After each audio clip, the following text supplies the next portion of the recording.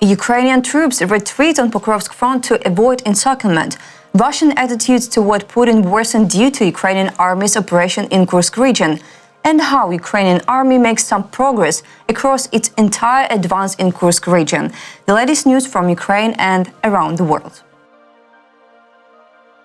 According to geolocation footage from August 21st and 22nd, the Ukrainian armed forces advanced across the entire salient in Russia's Kursk region on these dates, according to the American Institute for the Study of War. Geolocation footage published on August 21st showed that Ukrainian forces advanced to the eastern part of Komarovka, south of Koreneva and east of Sudzha. Russian sources claim that Russian troops repelled Ukrainian attacks in this area. Meanwhile, Russian war correspondents report that Ukrainian forces operating northeast of Koreneva captured Semyonovka and advanced to the southern part of Levchenka. They also claimed that Ukrainian forces made minor progress in the northern part of Martinovka, northeast of Sudzha. Additional geolocation footage from August 22nd indicates that the Ukrainian army made minor advances in the southern part of Russian Konopelka, east of Sudzha. According to Russian war correspondents, units from the Russian Dikaya division of Donbass, including the Arbat, Petnashka and Sarmat battalions, repelled the Ukrainian forces at Nechayev, north of Sudzha. They also reported that Ukrainian forces continued to clash with Russian forces in the areas of Glushkova, Koreneva, Sudzha and Belova in the Kursk region. Additionally, Russian sources claimed that on the evening of August 21st, Ukrainian forces conducted a reconnaissance in first near Zabrama in the Bryansk region. Since the Ukrainian armed forces launched an operation in the Kursk region 2 weeks ago, public sentiment toward President Vladimir Putin among Russians has deteriorated. This is according to analysis of social media and other online posts, reports the New York Times. Citing an analysis by Filter Lab, the New York Times report that many online posts claim the Ukrainian armed forces operation in the Kursk region is failure of the Russian government, particularly of Russian President Vladimir Putin. Given the difficulty of accurately gauging public opinion in Russia, Filter Labs monitors social media comments, online posts and use websites using a computer model to analyze sentiments expressed by ordinary Russians. The analysis indicates that positive sentiment towards Putin began to wane last year, particularly after the military uprising led by Wagner Group's head, Yevgeny Prigozhin. However, the shift in attitudes became more pronounced when Ukraine launched its operation in the Kursk region.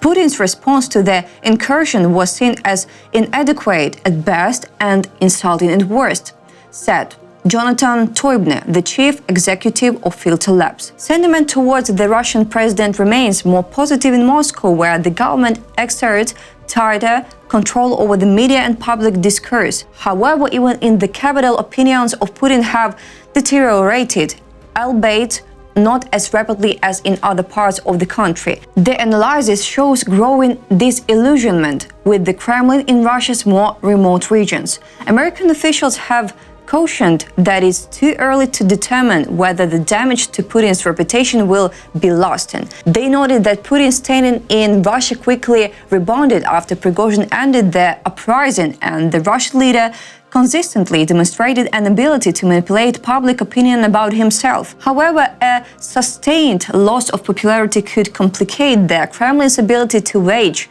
war in Ukraine. Sentiment toward Putin has sharply declined in the very regions of Russia where the Kremlin focuses its military recruitment efforts. The Kremlin's recruitment strategy depends on its ability to manage perceptions of the war. If Putin's prestige and popularity fall in these key regions, especially if Russians feel that the war is going badly, the Kremlin may find it more difficult to fill its military ranks, the Filter Labs analysis noted. The Kremlin continues to influence how national Russian media cover the war, with only a few outlets releasing significant materials. However, regional news outlets are less inclined to embellish the news. It is noteworthy that, according to a report by the Commander-in-Chief of the Armed Forces of Ukraine, Oleksandr Syrsky, on August 22nd, one more settlement in Russia came under Ukrainian control. Russian advancements toward the city of Pokrovsk have led to the withdrawal of Ukrainian forces from positions southeast of Pokrovsk. Consequently, the Russian troops have failed to achieve the apparent objective of a tactical encirclement of Ukrainian forces in this area, source Institute for the Study of War. About details, geolocated footage from the 22nd of August showed that Russian forces recently captured Ptyche, southeast of Pokrovsk, and advanced further south, confirming earlier claims of control over the east bank of the Karlivske Reservoir. Recent Russian advances south and southwest of the highway Otrertne-Hrodivka have evened out the Russian front lines east and southeast of Pokrovsk, rather than setting the stage for a tactical encirclement of Ukrainian forces. As Russian forces move toward the E50th Donetsk-Pokrovsk highway in recent weeks, they likely threatened Ukrainian forces with encirclement, leading to Ukrainian withdrawals. A spokesperson for Ukrainian brigade on the Pokrovsk front admitted on the 22nd of August that these Russian advances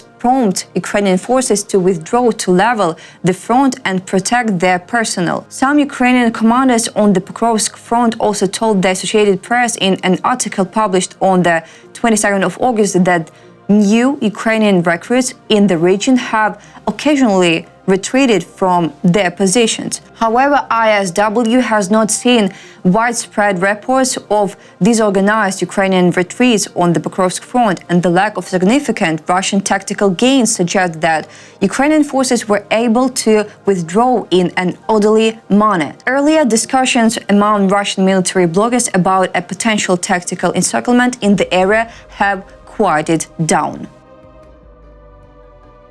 US President Joe Biden's administration will send a new military assistance package to Ukraine worth approximately $125 million, source Associated Press. About details, according to US officials, the latest assistance package includes air defense missiles, ammunition for high-mobility artillery, rocket systems, HIMARS, Javelins, and several other anti-tank missile systems. It also includes systems and equipment for counter-drone and electronic warfare, 155mm and 105mm artillery shells, vehicles, and other equipment. AP reported that the assistance is being provided despite Washington seeking to better understand Kyiv's actions in Russia. The officials spoke on the condition of anonymity because this assistance package has not yet been publicly announced.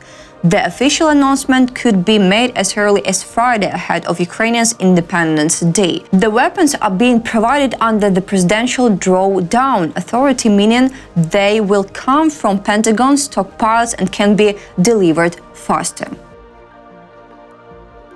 That's all for today. Thanks for watching this video. Like and subscribe.